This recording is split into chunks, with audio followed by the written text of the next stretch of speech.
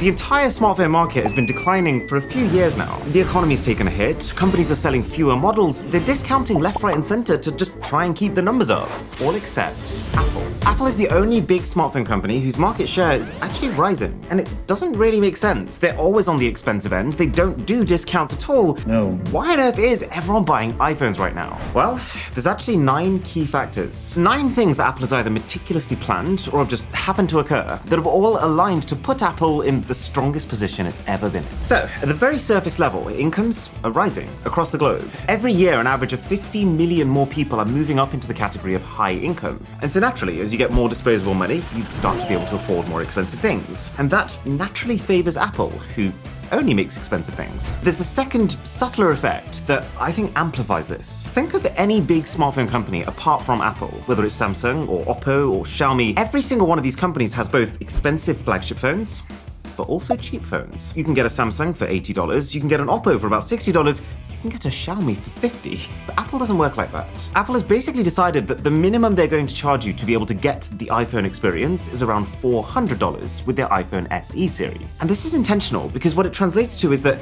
getting an iPhone now means something more than getting a Samsung. Even though both companies' most expensive phones are the same price, this inaccessibility creates the feeling of Apple being an aspirational brand that as soon as people do get money for the first time, they want to spend on. Not as much with countries that already have high income, like the United States, but every time I've been to India, which is quite a lot because I have a lot of family there, I make a conscious effort to talk to people there about the phone market. And I definitely get the feeling that the iPhone almost has a status associated with it. And the data supports that. India, Indonesia, and Vietnam are 3 of Apple's strongest growth areas. And they're all countries that are either developing or newly industrialized. Okay, so incomes are rising. Apple is well positioned to be able to take advantage of that. But this alone might cause a slight shift. There's something else that's accelerating this growth.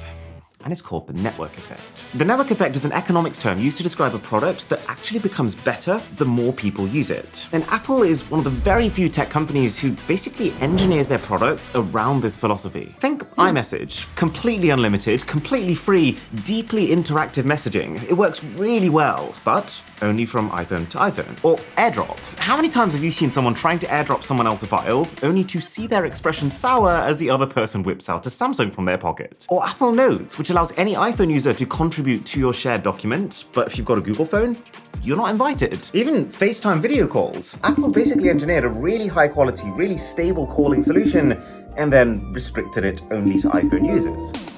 But then with FaceTime, they've taken it further. In a move that seemed very consumer-friendly, Apple recently allowed Android users to FaceTime for the first time ever. But this is not charity. This is actually a very smart business move. Because if you're on an Android phone during this FaceTime process, they make you feel like a right sucker while you're doing it. If you want to FaceTime on Android, you have to wait for the iPhone user to initiate the FaceTime and then send you a link. That link opens up a page on your browser where you then enter your name and give it permissions to use your mic and your camera, and even then you experience the FaceTime in this horrible windowed browser view. Let's be very clear, giving Android users this option is not Apple trying to make things fair, it's Apple saying to iPhone users, don't worry about switching to WhatsApp video calls, your Android buddies will join you on your platform of choice. And then for the Android users, it's them saying, look how good FaceTime works on their iPhone versus your Android.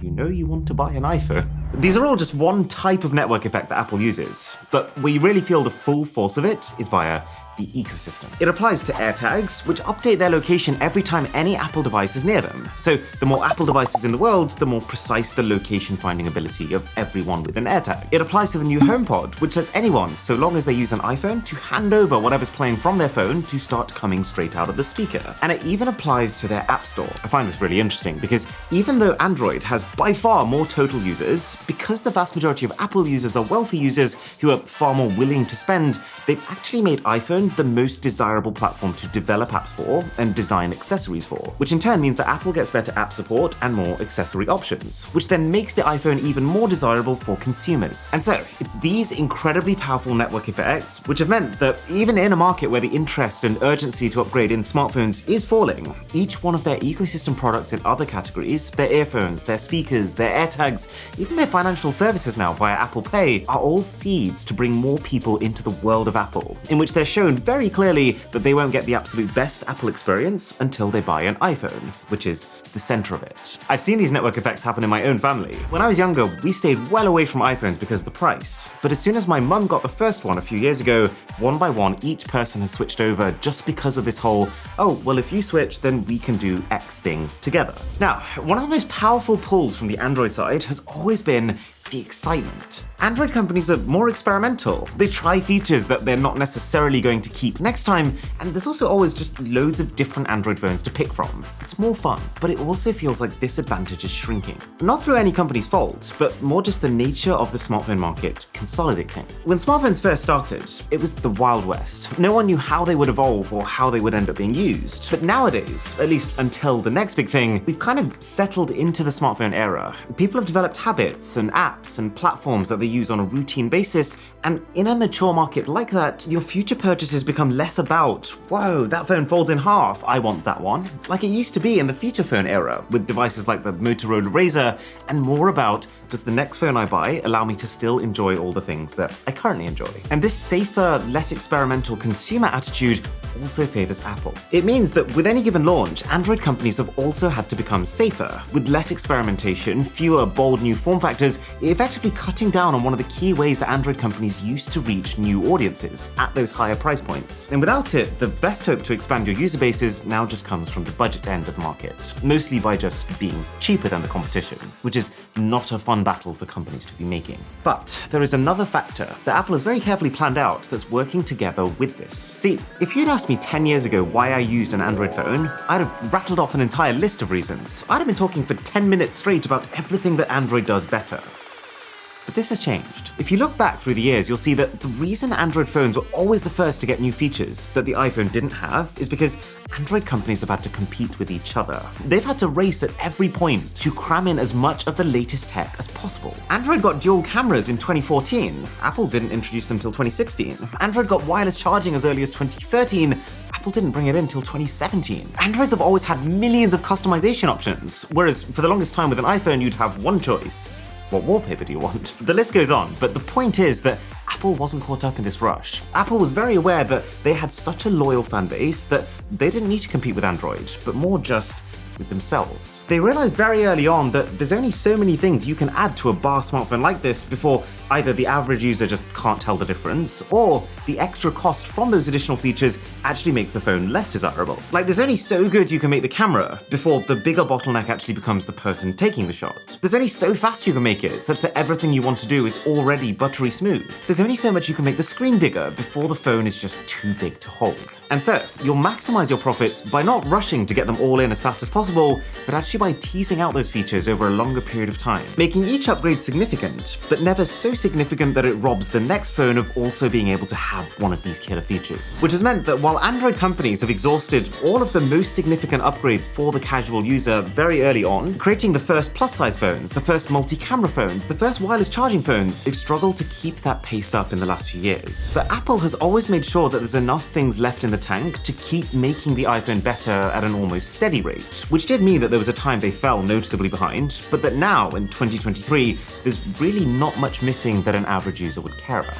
They have one by one, bit by bit, fixed all the major pain points of past iPhones, to the point where now the battery's good, the cameras are great, the screen is great, and that if you now own any other Apple products, or you even just like the idea of Apple, there's no real barrier that would stop you getting one. But then also, Apple's insistence on releasing features slowly and steadily has helped them for another reason. It's allowed them to take their time with features and only release them when they're done in the Apple way, in this very polished, very well thought out, controlled manner. And this is a big part of why the company has this almost cult-like following. People who are fans of Apple's philosophy are happy that when they try an Apple feature, it's going to work in exactly the way that they expect it to, which gives them this mental peace of mind that drives loyalty. You've probably heard a lot about the way that Apple controls things. The way they want repairs to only be done the Apple way by certified mechanics. The way they wanted iPhones to charge the Apple way with the Lightning connector connector. And then now that they've been forced to use USB-C so people don't need to buy two separate cables, they're apparently going to employ a chip that can still differentiate real Apple USB-C cables from other USB-C cables. From the outside, this level of control can feel irritating and pretentious and anti-consumer, but from the inside,